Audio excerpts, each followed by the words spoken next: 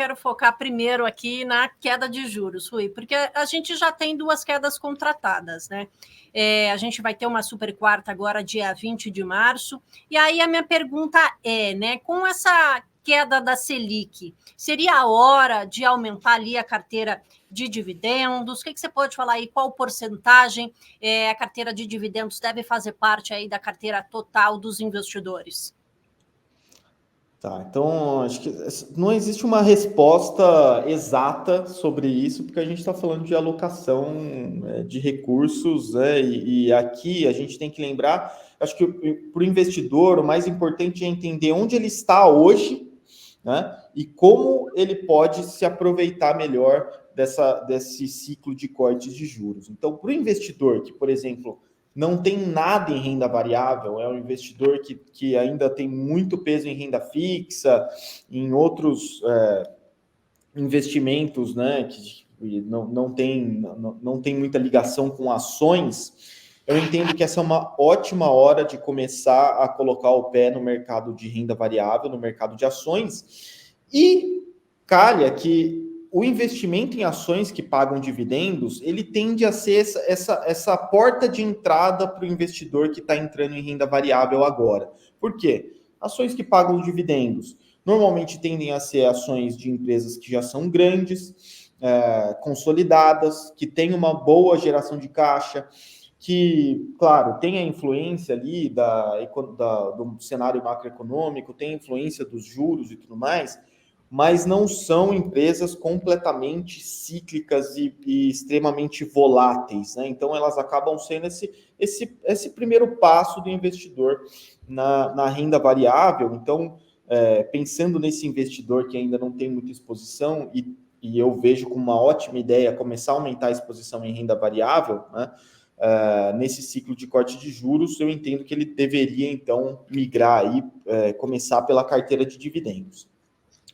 Para um investidor que já tem essa exposição, né, em renda variável, eu entendo que faça sentido ele aumentar, sim, a exposição em renda variável, pensando nesse corte de juros. E a carteira de dividendos, ela acaba tendo um papel muito importante nessa transição, porque para o investidor que hoje ele tem uma quantia ali investida em renda fixa e quer aumentar a parcela dele em renda variável, a gente sempre tem que lembrar que sempre tem incertezas, né? A gente está esperando um corte de juros, mas pode acontecer alguma coisa, a bolsa dar uma engasgada, ter um soluço, um mês ruim de mercado e tudo mais.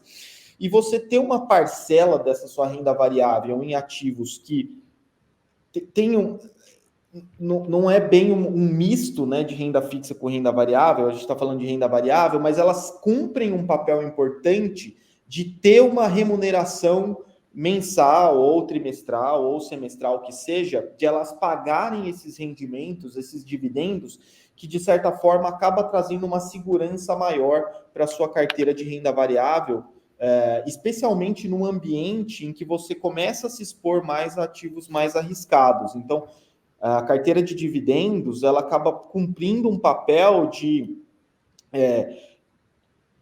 uma parcela, né, um montante de renda variável que tem um perfil um pouco mais defensivo, um pouco mais seguro, mas que consegue se aproveitar de uma boa melhora de mercado, se o fluxo realmente começar a vir para a renda variável, e ao mesmo tempo te oferecer a segurança de dividendos recorrentes, caso o mercado fique aí nesse vai e não volta, que é meio que a gente tem visto aí nos últimos meses, né? Então, ela tem esse componente híbrido, né, de uma renda interessante e de estar exposta a uma melhora da renda variável se a gente finalmente vê esse fluxo chegando aqui na nossa Bolsa Brasileira. Então, acho que a carteira de dividendos, ela cabe muito bem aí no portfólio de qualquer investidor, né?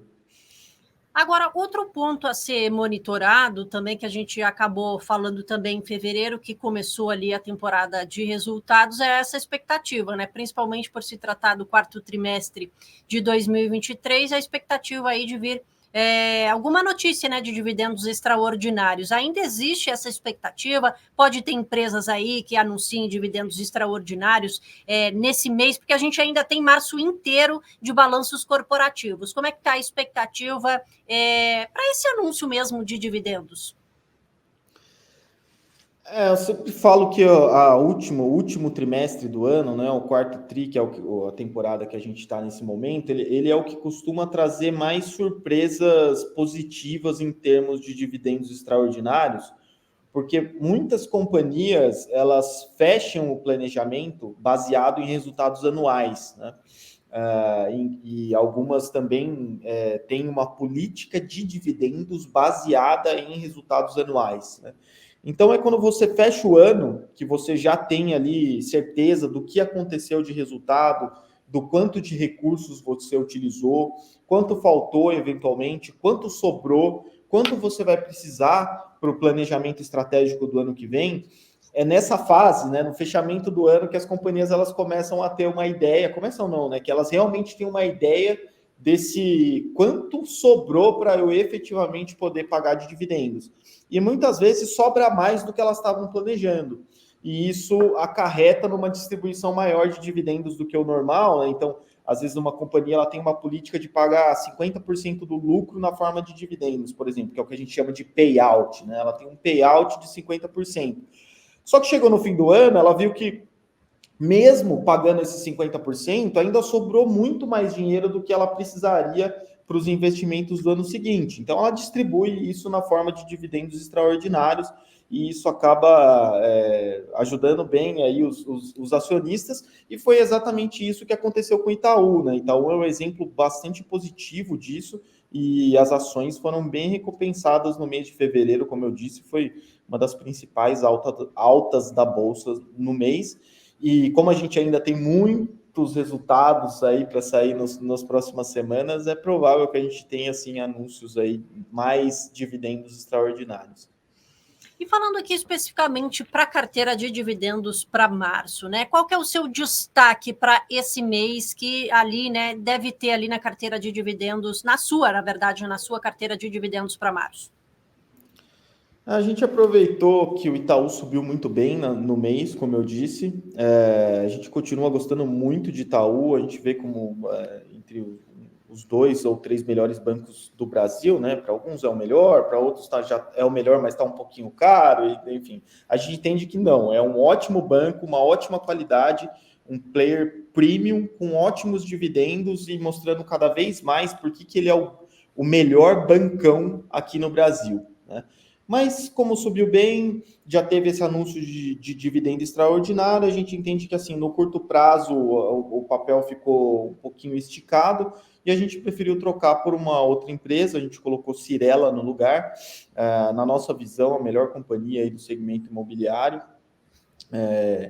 e com um perfil, né, de gestão muito competente na nossa visão, um track record muito diferente, com muita superioridade, né, para a maioria das companhias do setor, que inclusive passaram por grandes problemas na década passada, né? A Cyrela sempre foi muito competente, muito diligente, né, com relação a investimentos, e a companhia também tem um balanço muito sólido que permite a ela, num eventual sobra aí de recursos, ela distribuir dividendos para os acionistas.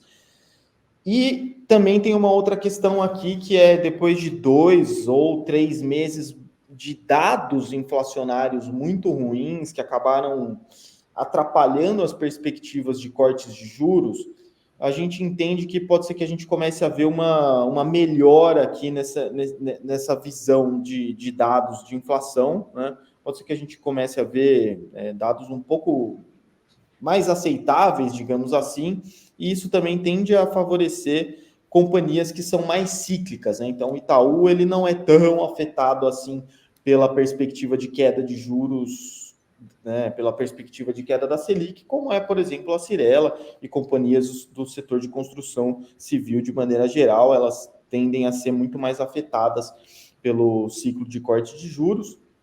Então a gente preferiu colocar Cyrela mais por essa questão tática mesmo, de que as ações não subiram tanto aí nesse início de ano. É uma companhia que está mais exposta a esse ciclo de corte de juros e é uma ótima companhia, a gente gosta bastante também. Então é a nossa escolha para esse mês de março. Perfeito. Entrou Cyrela, então, na carteira de dividendos. E por falar na companhia, a empresa vai divulgar resultado também dia 14, né? Alguma expectativa aí na. Porque essas empresas, né, do setor imobiliário, elas soltam ali a prévia, né? Agora a gente vai ter o balanço realmente fechado. Como é que está a sua expectativa aí? Vai dar realmente ali? Ela entrou meio que na expectativa aí de ver resultados bons, né? Para, de repente, pode surpreender o acionista? A gente até costuma dizer que o grande gatilho, na verdade, de resultados para essas empresas é a prévia, né? Porque a partir da prévia você já começa a modelar e ter uma boa ideia ali do resultado que vem a seguir, né?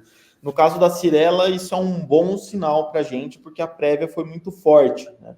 Mesmo com uma base de comparação forte, ela conseguiu entregar uma prévia bastante interessante e mais uma vez traz perspectivas de bom resultado na verdade é uma mais importante do que isso, é uma sequência já, né, de vários bons resultados que a Cyrela tem entregado. Então acho que a prévia somente deixou a gente mais tranquilos de que o resultado realmente deve ser bom aí no quarto trimestre. Então a gente entende que ela deve divulgar bons resultados referentes ao quarto trimestre e ao ano, né, fechado de maneira geral.